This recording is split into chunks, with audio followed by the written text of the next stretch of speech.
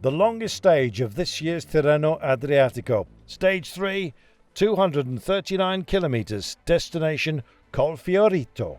Time to cut inland and head for the high ground, and indeed with plenty of classified climbs up for grabs, it was to be yet another battle, surely, for the King of the Mountains jersey.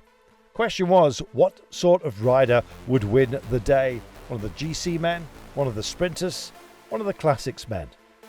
Neptune's Trident never easily won, and today was to prove exactly that.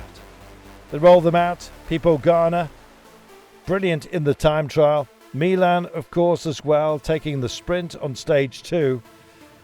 And we left the sunshine behind us. Soon the rain came down and also the temperatures tumbled. An early breakaway did indeed form. Just 2 riders out there, Bais and indeed Confortilli. Well, they started to amass mountains points, but really it was about the end of the day. How would that pan out?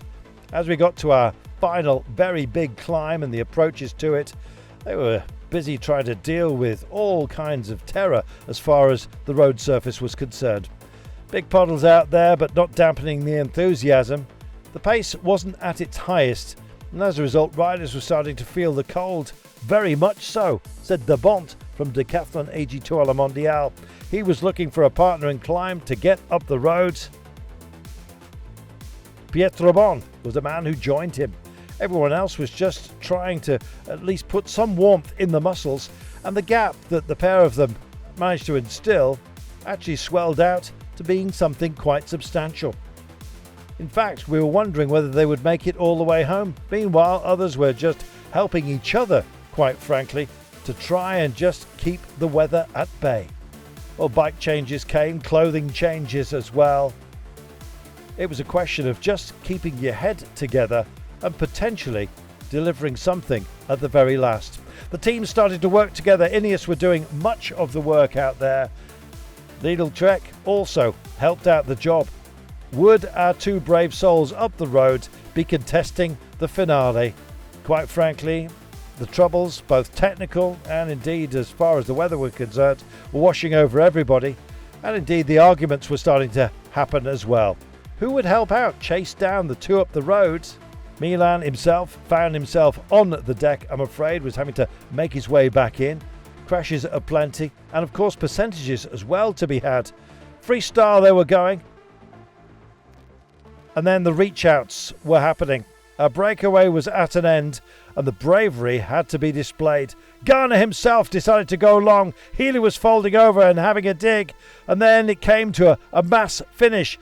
Nothing expected, nothing demanded, and indeed nothing predicted.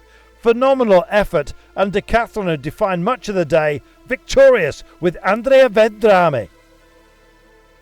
Genius at work, came over the line, punched the air, and indeed delivered a spectacular win in terrible conditions.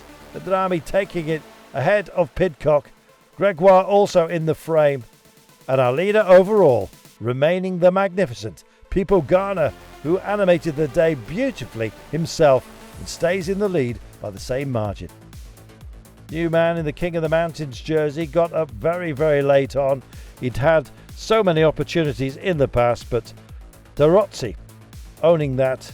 Ayuso still our leader overall. Wonderful day of racing once again on the Tirreno. Milan, despite taking a tumble, maintains his lead in the Ciclamino jersey,